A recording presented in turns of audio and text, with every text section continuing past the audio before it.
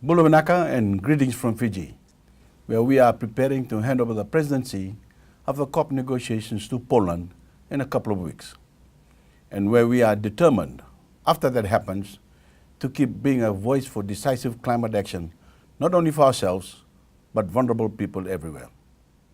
I want to begin by paying tribute to President Haney for inspirational leadership of the High Ambition Coalition and the Climate Vulnerable Forum. I've been very proud to stand with you, Madam President, as we've demonstrated to the world that the size of our nations is no impediment to making a significant impact on a global challenge. The Marshall Islands and Fiji have led the world in becoming the first two nations to commit to raising the ambition of our NDCs by 2020.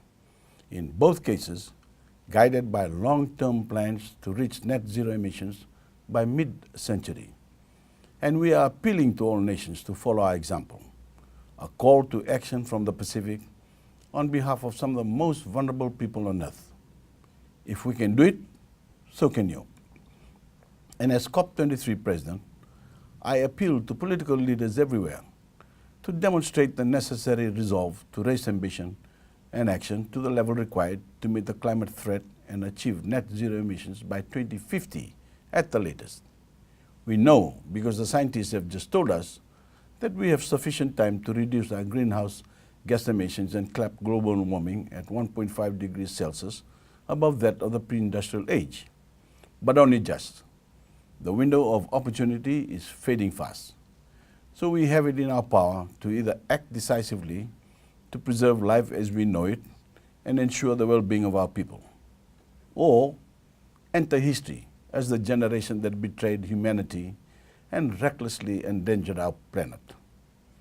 I want to say to every leader in advance of COP24 and well before we meet in New York next September to further boost action under the Paris Agreement. Turn your back on the short-term expediency of economies fueled by dirty energy and embrace a clean energy future. Because however challenging the adjustment may be, the technologies and solutions exist to transform our economic prospects through a more sustainable use of the Earth's resources. And we can and must embrace these technologies and best practices, invest in them, and make them more widely available throughout the world. Because if we have the courage to do so, we will be opening up new horizons of opportunity for ourselves, our children, and future generations, as well as preserving the only planet we call home. I tell my people that from small things, big things grow. If individuals commit themselves to climate action, it sets off a chain reaction in our communities that can spread to cities, states, regions, nations, and the whole world. And that has been the essence of Fiji's COP23 campaign, to help build a grand coalition for decisive action and develop the Talanoa dialogue, which has seen the world embrace the Pacific concept of inclusive decision-making, to swap best practices and raise the ambition of our NDCs.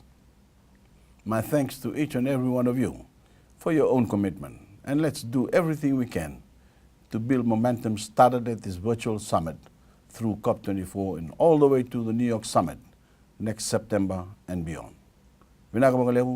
Thank you.